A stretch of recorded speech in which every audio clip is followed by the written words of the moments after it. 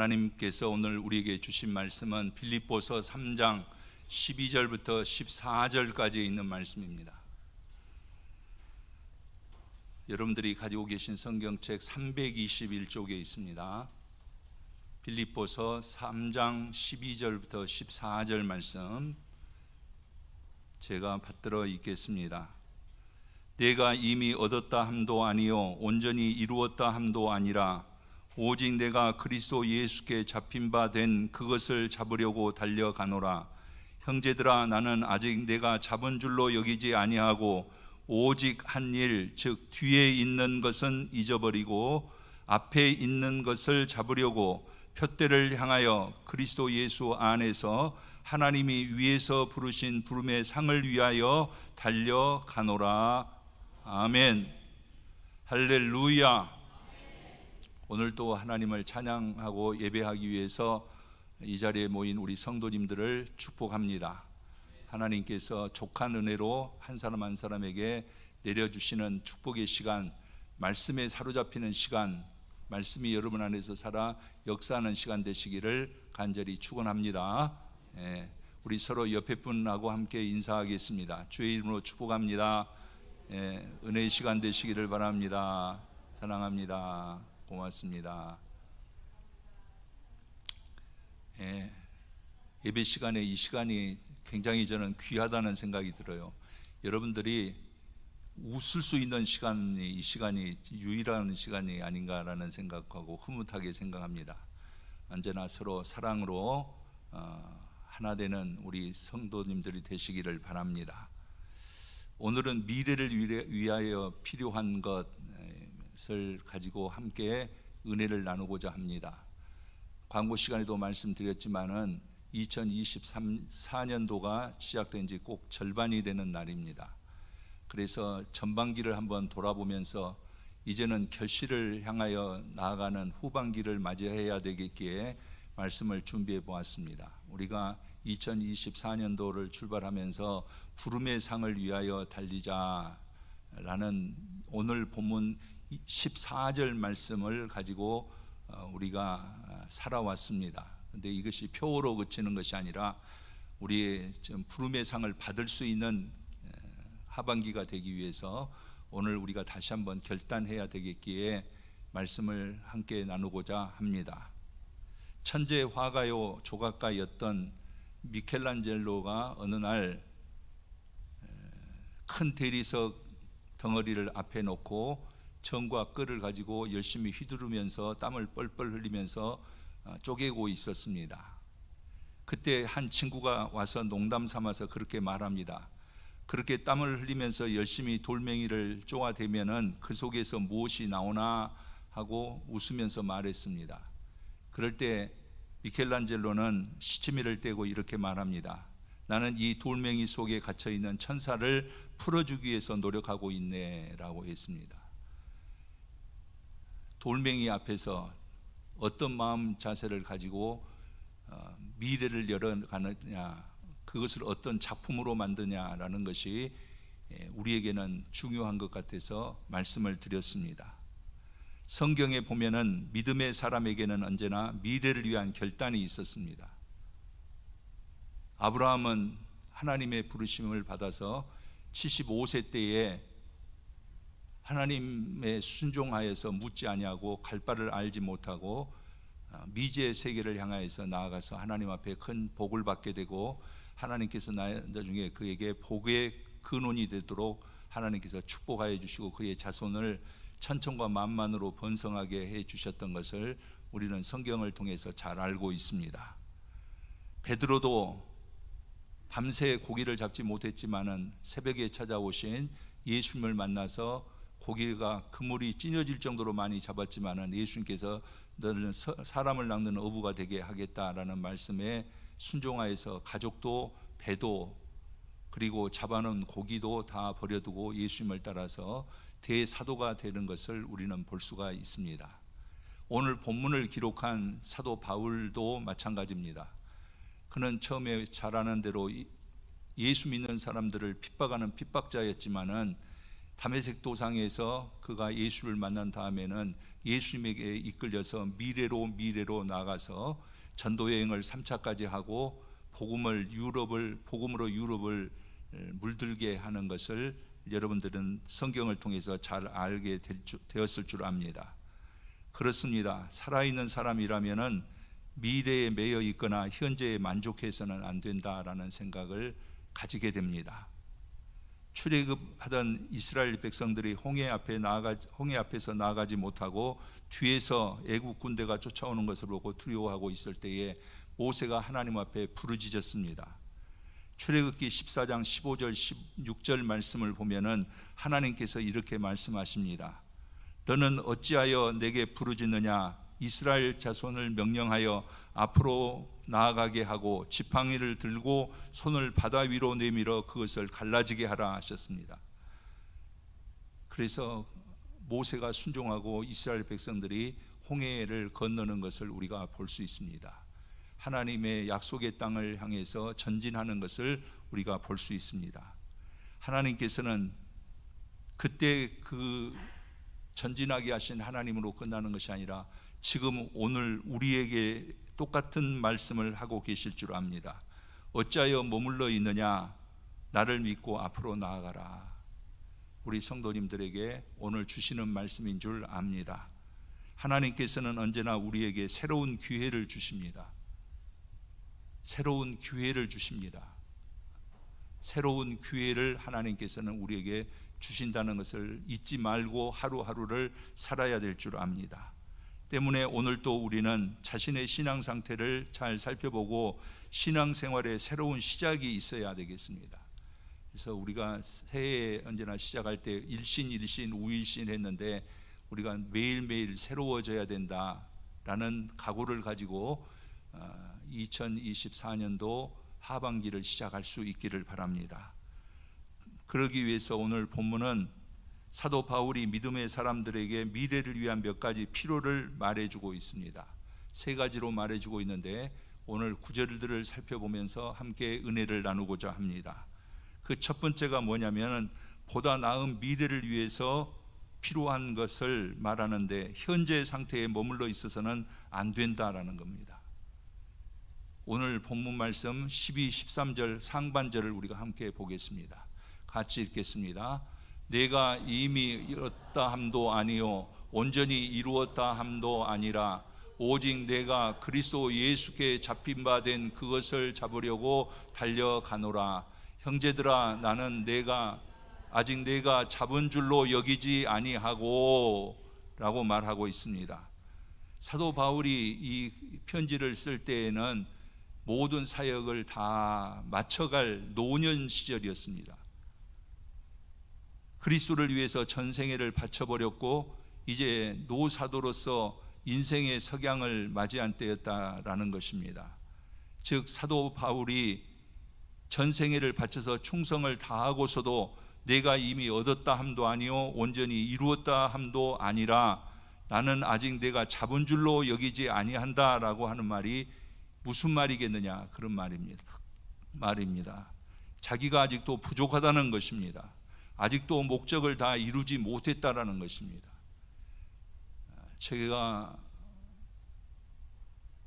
목회를 배울 때에도 그리고 제 피부, 제 뼛속까지도 이런 사도 바울의 각오들을 가지고 목회를 했고 지금도 이 마음이 있습니다. 그러나 요즘 현대인들은 그렇지 못한 것 같아요. 우리가 해도 부족한 것이 주님의 일이라고 생각해야 되는데 어느 정도 했다고 해서 그것에 대해서 만족하고 그것에 대해서 자족해버리는 경향이 현대인들에게는 있더라, 그런 말씀입니다. 요즘 저는 그런 생각을 합니다. 우리 귀한 성도님들 중에서 연세 많으신 분들을 보면서 그런 생각을 해요. 참 귀하다. 지금까지 믿음을 이렇게 지켜오신 것이 참 귀하다. 그런 생각이 들어서 보석과 같은 귀한 분들이다라는 생각을 합니다. 여러분들도 그렇게 생각하십니까? 정말 1년 신앙생활을 하다 만 사람도 있습니다. 초등학교 다니고 신앙생활 그만둔 학생들도 있습니다. 대학 가자마자 팽개쳐 버린 사람도 있습니다. 직장 생활을 핑계대고 못하는 사람도 있습니다. 그러나 예수 만나서 지금까지 오늘 이 자리까지 그리고 하나님의 보좌 앞에 나가는 그날까지 신앙을 지키어 나가는 우리 성도님들을 축복합니다. 하나님께서 여러분들 통해서 영광 받으시고 하나님께서 은혜 베풀어 주실 줄 믿습니다. 저는 지금도 기도 시간에 그런 기도를 합니다. 이 기도의 용사들이 한 그 기도가 땅에 하나도 떨어지지 아니하여서 하나님의 은혜 가운데 결실하기를 바랍니다. 한국교회가 다시 일어나게 될 줄 믿습니다. 여러분들의 가정에 하나님의 생명의 축복이 있을 줄 믿습니다. 본문은 사도 바울이 예수께서 자기를 다메섹 도상에서 붙잡으실 때에 그 붙잡으실 목적과 계획이 있었다라는 것이에요. 그런데 자기는 아직도 그 목적을 다 이루지 못했다라고 말하고 있다라는 말입니다. 하나님의 사랑이신 성도 여러분, 그리스도인이라면 언제나 만족하고 감사하는 마음이 있어야 됩니다. 그것이 그리스도인의 삶입니다. 그러나 이 말은 현재 상태로 만족하고 그저 그대로 살아도 좋다는 뜻은 아닙니다. 현재 상태로 만족해 버리거나 미래를 향한 비전도 꿈도 없는 사람은 사실 살았으나 죽은 사람과 같다. 성경은 그렇게 말합니다. 실패가 두려워서 가만히 있기보다는 일하다가 어려움을 당할 수도 있고 쓴잔을 마실 수도 있을지 모르겠지만은 하나님의 뜻을 받들어 도전하는 것이 마땅하고 하나님께서는 그런 사람들을 통해서 결실하시는 하나님이심을 믿으시면 아멘. 우리는 그런 하나님의 섭리 가운데 있는 그리스도인이라는 것을 여러분 기억하시기를 바랍니다. 신앙생활도 현재 상태로 만족하는 사람은 10년, 20년, 30년이 지난다고 해도 아무 일도 일어나지 않습니다. 도리어 힘들기만 할 것입니다. 제가 군대 생활할 때에 제 이야기를 해서 죄송하지만은 수요일마다 전투 체력의 날이 있습니다. 지금 군인들을 훈련할 때 뭐 조금 어려운 일을 당하고 그러면은 이게 구설수에 오르고 보도가 되어지고 뭐 지휘관이 책망당하고 그랬는데 저희 때는 엽전 시대 때 군대 생활이었기 때문에 때리면 맞고 또 선착순 시키면 선착순하고 그래도 다 문제 없었습니다. 수요일마다 전투 체력의 날인데 그날은 10km 구보를 편하게 하면은 단독군장으로, 좀 어렵게 하면은 완전군장으로 그렇게 했었습니다. 1시간 안에 들어와야 됩니다. 얼마나 힘든지 모릅니다. 10km를 완전군장하고 뛰는다는 것은 쉬운 일이 아니었습니다. 그러나 저는 그때 그런 생각을 했습니다. 군대에서 사고당해서 저는 죽음 앞에까지 갔었지만은 저 혼자 제가 제 군장만 가지고 들어온 적은 거의 없었던 것 같습니다. 동료들의 철모 하나라도 들고 들어오고 총이라도 하나 더 들고 들어오고 했던 것을 생각합니다. 힘들 때 그 힘듦을 다른 사람을 도울 때에 더 제가 더 강해진다는 것을 알았기 때문에 그렇습니다. 신앙생활도 마찬가지입니다. 힘들 때 더 열심을 내서 다른 사람 못까지 내가 할 때에 내 신앙에 더 유익이 되고 주님의 교회를 교회답게 만들어 간다라는 것을 여러분 기억하시기를 바랍니다. 영국 시인 테니스는 그런 말을 했습니다. 제가 고등학교 때 외웠던 구절인데 지금도 이 말을 기억하고 있습니다. 사랑을 하지 않는 것보다 사랑을 하다 고배를 맛보는 편이 낫다. 그냥 사랑해버리는 것으로 만족하고 사랑하는 것이 옳다라는 말입니다. 여러분들도 주님의 교회를 사랑하고 우리 하나님을 사랑하고 여러분들도 성도들을 서로 사랑하는 그 사랑의 고백 어린 삶이 신앙생활 되시기를 주님의 이름으로 간절히 축원합니다. 하나님의 사랑이신 성도 여러분, 이제 하나님을 믿고 미래로 나가는 용기를 가집시다. 하나님께서 나를 부르신 그것을 위해서 살자라는 말입니다.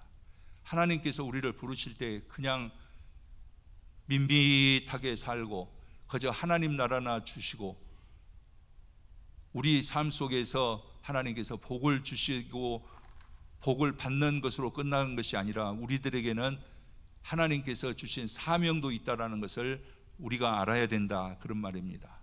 걷는 자만이 앞으로 나갈 수 있다는 말이 있습니다. 이제 다시 일어나는 우리 신광교회 성도님들이 되시기를 바랍니다. 우리에게 예수 생명이 분명히 있다고 한다면 앉아있지 말고 한번 다시 일어나십시다.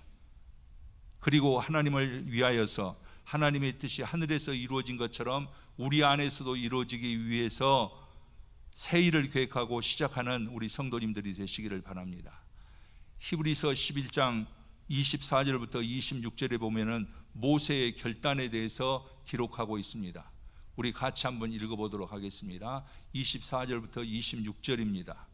믿음으로 모세는 장성하여 바로의 공주의 아들이라 칭함받기를 거절하고 도리어 하나님의 백성과 함께 고난받기를 잠시 죄악의 낙을 누리는 것보다 더 좋아하고 그리스도를 위하여 받은 수모를 애굽의 모든 보화보다 더 큰 재물로 여겼으니 이는 상 주심을 바라봄이라. 아멘입니다. 그 결과 모세가 어떻게 되었습니까? 모세는 그때 결단했지만은 우리는 그 결과를 알고 있지 않습니까? 하나님께서 그를 들어서 자기 민족을 구원하는 대해방자로 지도자로 삼아 주셨던 것을 볼 수 있고, 그를 통해서 하나님께서 영광 받으셨던 것을 우리는 성경을 통해서 이미 잘 알고 있습니다. 만약에 모세가 바로의 공주의 아들로서 애굽의 왕자로 만족해 버렸다고 한다면 그의 삶은 편안했을 줄 모릅니다. 그의 삶은 호화롭고 화려했을 줄 모르지만은 값 있는 삶이 되었으리라고는 저는 생각지 않습니다. 왜냐하면은 애굽의 모든 왕들의 흥망성쇠가 다 똑같기 때문에 그렇습니다. 다큐멘터리를 보니까 그런 것이 나오더라고요. 미이라를 발견해가지고 그 미이라를 팔았어요. 왕의 미이라가 됐든지 누가 됐든지. 그리고 그것을 무지한 사람들은 땔감으로도 사용했어요. 왕의 영화가 그것뿐이었더라, 그런 말씀입니다. 그러나 모세는 이스라엘의 해방자가 되었습니다. 하나님의 종으로서 사명을 잘 감당하는 하나님의 종으로서 승리하는 것을 우리가 볼 수 있다, 그런 말씀입니다. 좋은 여건, 좋은 자리, 좋은 재능을 가지고서도 부끄럽게 사는 사람들이 현재도 많이 있습니다. 우리 다시 한번 일어나십시다. 코로나로 인하여서 우리가 얼마나 지금 많이 위축되어 있습니까? 이제 해방되었습니다. 우리가 다시 새 일을 행하여야 될 때가 됐습니다. 저도 아픔으로 인하여서 우리 성도님들이 기도를 많이 해주시고 그래서 힘든 시절을 보냈지만은 하나님께서 우리에게 다시 새 날을 허락해 주실 줄 믿습니다. 그래서 우리가 첫 번째로 미래를 위한 필요를 살펴봤는데, 그 필요의 첫 번째가 현재에 머물러 있어서는 안 된다라는 사도 바울의 고백처럼 우리도 현재를 떨쳐버리고 두 번째 우리가 미래를 위한 조건을 찾아볼 수 있는데, 그것이 뭐냐? 과거를 잊어버리는 것이다. 그래서 사도 바울은 앞으로 나아가기를 위해서 오늘 결단하는 것을 13절 중반절에서 우리는 볼 수가 있습니다. 함께 보겠습니다. 같이 봅니다. 오직 한 일, 즉 뒤에 있는 것은 잊어버리고. 사도 바울의 결단입니다.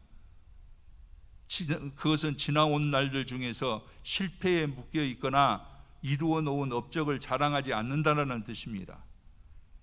구약 민수기 11장에 보면은 이스라엘 백성들이 신광야에 이르렀을 때에 하나님을 원망하는 것을 볼 수 있습니다.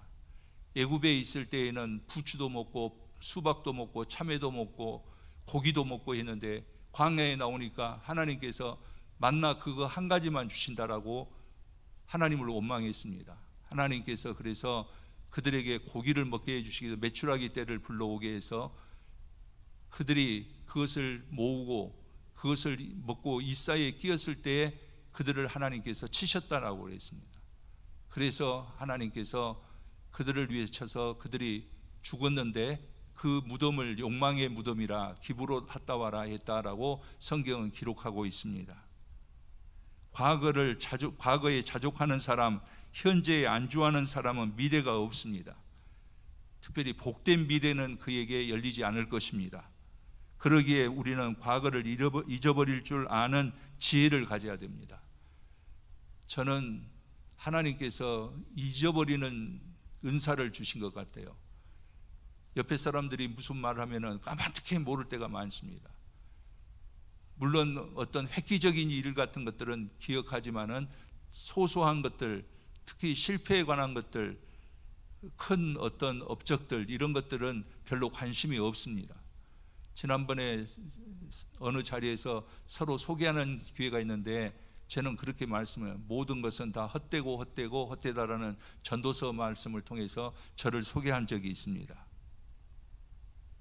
우리는 과거를 잊어버려야 됩니다.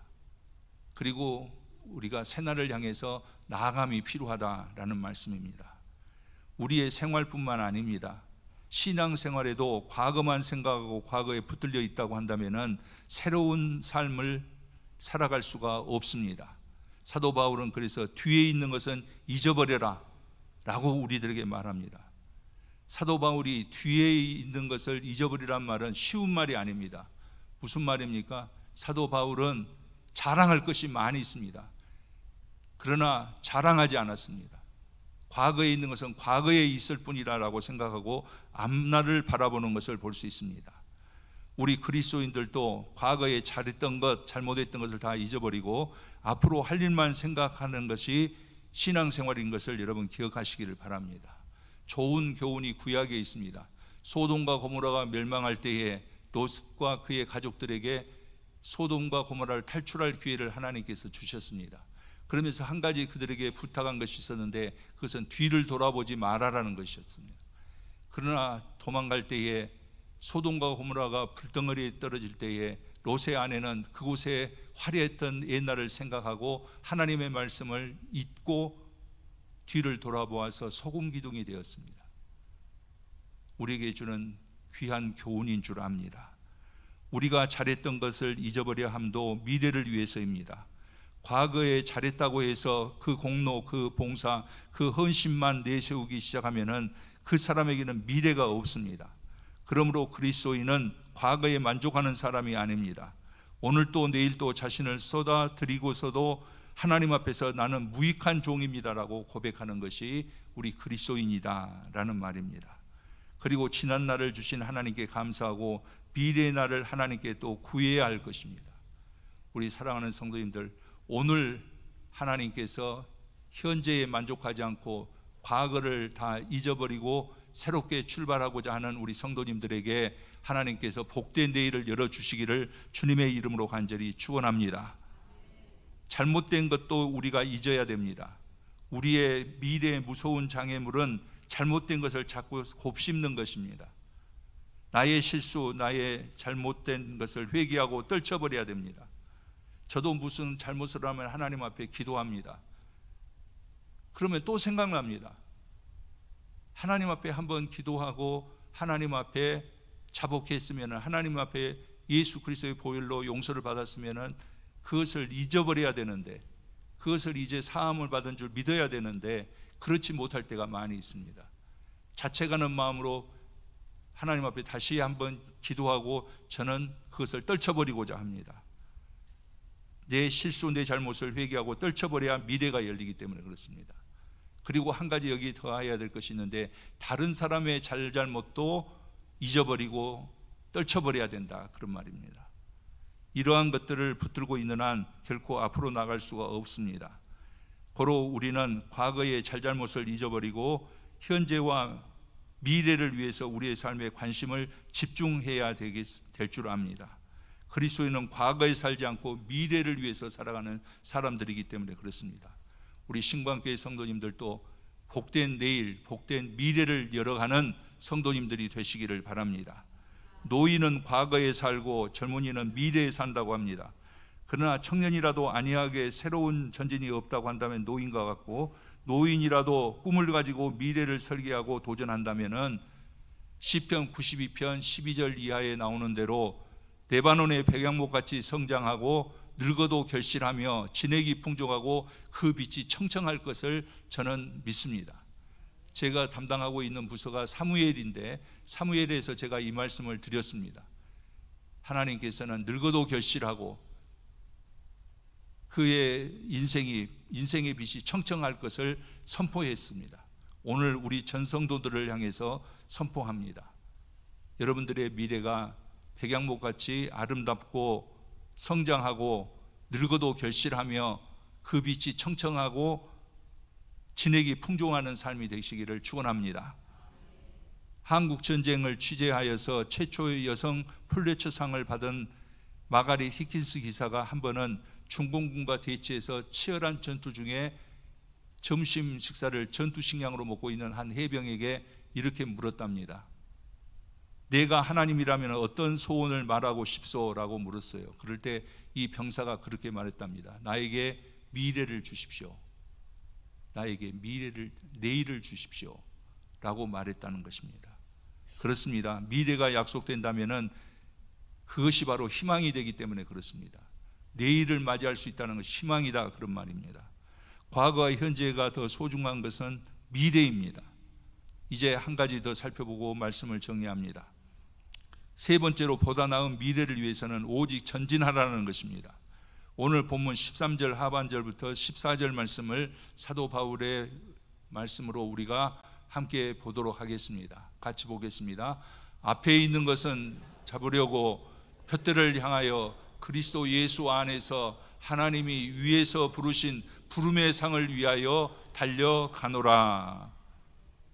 13절 말씀에 오직 한 일, 우리는 이 일에 몰두해야 된다. 제가 신앙생활에 고백적으로 살아온 말씀이 바로 오직 한 일입니다. 제가 하나님의 일을 하면은 하나님은 내 일을 하신다, 그런 말이에요. 내 일만 하면은 하나님께서는 나를 너 할 일 너 잘해봐라, 하나님께서 그렇게 하실 줄 압니다. 그러나 내가 하나님의 일을 하면 하나님께서 내 일을 하신다라는 겁니다. 믿으시면 아멘. 지금까지 그래 오셨더라고요. 그것이 신앙의 고백입니다. 우리 성도님들 다시 한번 일어나서 하나님의 일을 하는, 그래서 하나님께서 여러분의 삶에 은혜 주시고 여러분을 통하여 영광 받으시기를 주님의 이름으로 간절히 축원합니다.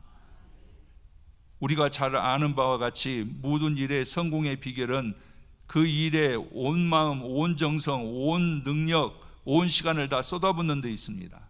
하나님께서 주신 미래를 위해서 나아가는 그리스도인은 오직 한 일, 하나님이 위에서 부르신 그 부름의 상을 위해서 달려가는 사람이라는 것을 기억하시기 바랍니다. 그 사람을 통해서 하나님은 하나님의 일을 하실 줄 믿습니다. 그 사람의 생애를 복되게 하여 주실 줄 믿습니다. 결론적으로 말씀드립니다. 고대 스파르타 청년들이 전쟁에 출전할 때에 어머니에게 그렇게 말했답니다. 어머니, 제 칼이 적군을 치기에는 너무 짧습니다. 그렇게 말하자 스파르타의 어머니는 이렇게 말했답니다. 내 칼이 짧거든 너는 한 발을 더 앞으로 나가서 적과 싸우라. 그것이 바로 스파르타의 어머니들이었습니다. 그것이 바로 스파르타 젊은이들로 하여금 전쟁에서 승리하게 하는 비결이 됐다, 그런 말입니다. 사랑하는 성도 여러분, 우리는 분명히 영적 전쟁을 하는 하나님의 군사로 부름을 받았습니다. 우리 그리스도인들은 영적 전쟁의 도상에 있다라는 말씀입니다. 아니라고 그래도 사실입니다. 우리는 이 영적 전쟁에서 결코 질 수가 없습니다.